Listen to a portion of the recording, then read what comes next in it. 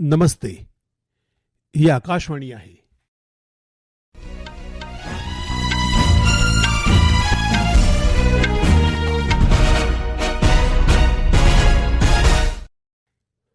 हाणे तव्हीं अनिल वंजाणी खां ॿुधंदा सिंधीअ में ख़बरूं. सभ खां अवल ख़ासि ख़बरूं. प्रधानमंत्री नरेंद्र मोदीअ चयो आहे त ओलह एशिया में जारी तनाव हालतुनि जे विच में भारत जे नज़रिए संकट वारियुनि हालतुनि जो कारगर ऐं असरदार तरीक़े सां इंतज़ाम करण जी मुल्क जी मज़बूत सघ खे उजागर कयो आहे. परडेई मंत्री डॉक्टर एस जयशंकर काल्ह अमरीका जे परडेई मंत्री मार्को रूबियो सां टेलीफोन ते ॻाल्हि ॿोल कई. असम, केरलम ऐं पुदुचेरी विधानसभा चूंडुनि जे लाइ नामज़दगी पत्र भरण जो कमु काल्ह शाम मुकमल थियो. तमिलनाडु में विधानसभा चूंडुनि जे लाइ एनडीए जुड़ाव जे विच में सीटूं विराइण जो समझौतो थी वियो आहे ऐं भुवनेश्वर जे कलिंगा स्टेडियम में अॼु पहिरीं राष्ट्रीय इंडोर एथलेटिक्स चटाभेटी शुरू थींदी. हाणे ख़बरूं तफ़सीलवार ॿुधंदा. प्रधानमंत्री नरेंद्र मोदीअ चयो आहे त ओलह एशिया में जारी तनाव हालतुनि जे विच में भारत जे नज़रिए आपसी रिश्ता नाता क़ाइमु रखणु, फ़ैसिलाई क़दम खणणु ऐं संकट वारियुनि हालतुनि जो कारगर ऐं असरदार तरीक़े सां इंतज़ाम करण जी मुल्क जी मज़बूत सघ खे उजागर कयो आहे. नई दिल्लीअ में काल्ह शाम हिकु मीडिया ग्रुप तरफ़ां मुंतज़िम सम्मेलन खे ख़िताब कंदे प्रधानमंत्री नरेंद्र मोदीअ चयो त भारत हर आपदा का सामना करता हुए आगे बढ़ रहा है.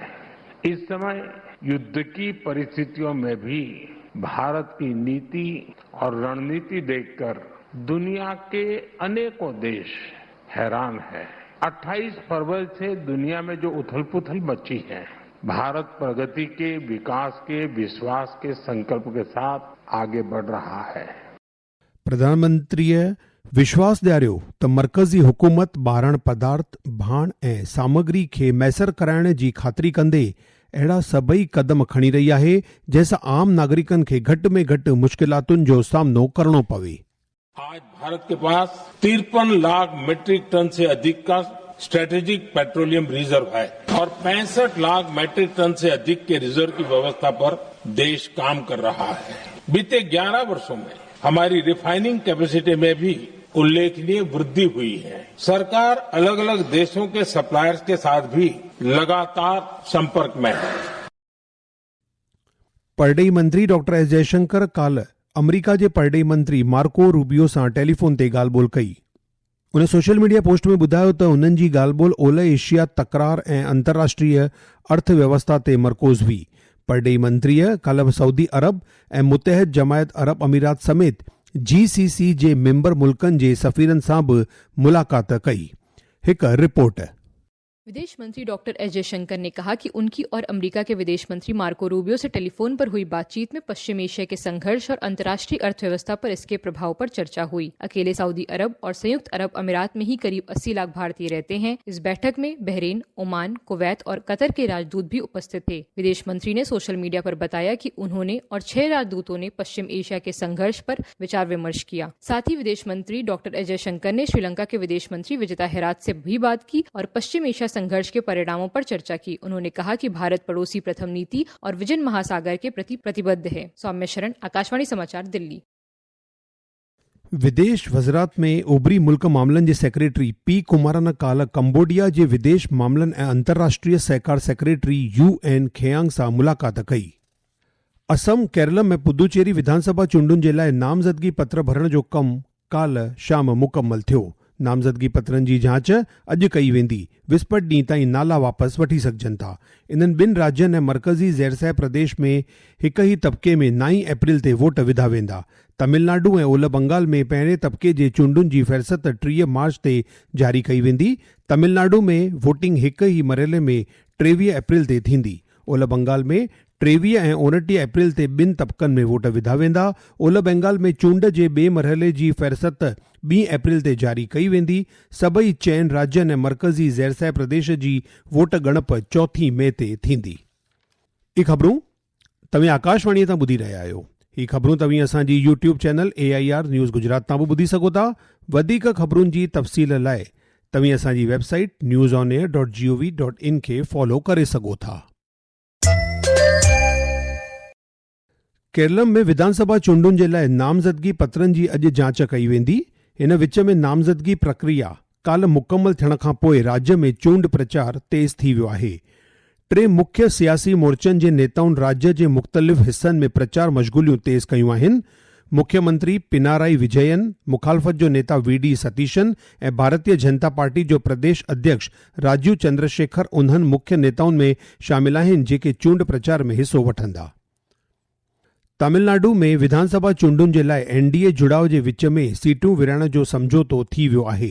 चेन्नई में थियल बैठक जी सरबराही भारतीय जनता पार्टी जे बर्क नेता पीयूष गोयल ऐं AIADMK जे जनरल सेक्रेटरी पलनीसामीअ कई। समझौते जे मुताबिक़ AIADMK 178, Bharatiya Janata party 27, doctor अंबुमणी Ramdas जे अॻुवाणी वारी PMK 18 ऐं TTV दिनाकरन जे अॻुवाणी वारी अम्मा मक्कल मुनेत्र काची 11 सीटुनि तां चूंडूं लड़ंदियूं। मीडिया सां ॻाल्हि ॿोल्हि में श्री गोयल चयो त एनडीए जुड़ाव महाराष्ट्र, हरियाणा, बिहार ऐं दिल्लीअ वांगुरु तमिलनाडु में बि शानदार सोभ हासिल कंदी। कांग्रेस ऐं DMK बि काल्ह सीटुनि जे विरहण खे आख़िरी रूप ॾिनो। प्रदेश कांग्रेस अध्यक्ष के सेल्वा पेरुंथगईअ चयो त पार्टी राज्यसभा जी 1 ऐं विधानसभा जी 28 सीटुनि तां चूंडूं लड़ंदी। हिन विच में पुदुचेरीअ में बि विधानसभा चूंडुनि जे लाइ कांग्रेस ऐं DMK जे विच में सीटूं विरायूं वयूं आहिनि। कांग्रेस 16 सीटुनि तां चूंडूं लड़ंदी ऐं DMK 14 सीटुनि तां। भारतीय झंडे वारा 2 LPG जहाज़ जगवसंत ऐं पाइन गैस काल्ह शाम होर्मुज़ जलडमरू मध्य खे पार कयो आहे। इन में 92,612 मीट्रिक टन खां बि वधीक LPG भरियल आहे। जगवसंत जहाज़ में 33, पाइपलाइन गैस जहाज़ में 27 भारतीय नाविक सवार आहिनि। इन्हनि जहाज़नि खे 26 खां 28 मार्च जे विच में भारतीय बंदरगाह ते पहुचण जा इम्कान आहिनि। इंतख़ाबी कमीशन काल्ह मग़रबी बंगाल जे जिला चूंड अमलदारनि, पुलिस सुपरिटेंडेंट्स, पुलिस कमिश्नरनि ऐं ॿियनि अहलकारनि सां ऑनलाइन जाइज़ो ऐं तरबियत इजलास मुंतज़िम कयो। कमीशन जे बर्क अमलदारनि राज्य में हिंसा, डप ऐं लालच खां मुक्त चूंडूं करण वास्ते जिला इख़्तियारी ऐं कानून तोड़े इंतज़ाम हालतुनि जी तयारियुनि जो जाइज़ो वरितो। न्यूयॉर्क जे लागार्डिया हवाई अड्डे जे रनवे ते थियल हवाई जहाज़ हादसे में 2 पायलटनि जी मौत थी आहे ऐं चङा माण्हू ज़ख़्मी थिया आहिनि। हादसे खां पोइ एयर कनाडा जे CEO माइकल रूसो हेल्पलाइन ऐं मदद कंदड़ टुकड़ियुनि जी पधिराई कई। भुवनेश्वर जे कलिंगा स्टेडियम में अॼु पहिरीं राष्ट्रीय इंडोर एथलेटिक्स चटाभेटी शुरू थींदी। इन सां गॾु ई मुल्क में ट्रैक ऐं फील्ड चटाभेटियुनि जे खिते में नए चैप्टर जी शुरूआत थींदी। 2 ॾींहनि जी हिन चटाभेटीअ में 97 महिला एथलीट समेत 278 रांदीगर हिसो वठी रहिया आहिनि। आबोहवा महकमे अॼु अरुणाचल प्रदेश, असम, मेघालय, उप हिमालय, ओलह बंगाल ऐं सिक्किम में तेज़ बरसात जा आसार ज़ाहिर कया आहिनि। हाणे ख़ासि ख़बरूं हिकु दफ़ो वरी ॿुधंदा। प्रधानमंत्री नरेंद्र मोदीअ चयो आहे त ओलह एशिया में जारी तनाव हालतुनि जे विच में भारत जे नज़रिए संकट वारियुनि हालतुनि जो कारगर ऐं असरदार तरीक़े सां इंतज़ाम करण जी मुल्क जी मज़बूत सघ खे उजागर कयो आहे। परडेई मंत्री डॉक्टर एस जयशंकर काल्ह अमरीका जे परडेई मंत्री मार्को रूबियो सां टेलीफोन ते ॻाल्हि ॿोल्हि कई। असम, केरलम ऐं पुदुचेरी विधानसभा चूंडुनि जे लाइ नामज़दगी पत्र भरण जो कमु काल्ह शाम मुकमल थियो। तमिलनाडु में विधानसभा चूंडुनि जे लाइ एनडीए जुड़ाव जे विच में सीटूं विरहण जो समझौतो थी वियो आहे ऐं भुवनेश्वर जे कलिंगा स्टेडियम में अॼु पहिरीं राष्ट्रीय इंडोर एथलेटिक्स चटाभेटी शुरू थींदी। ख़बरुनि जो सिलसिलो हिते पूरो थियो। मूंखे तव्हां ॾींदा इजाज़त। नमस्ते।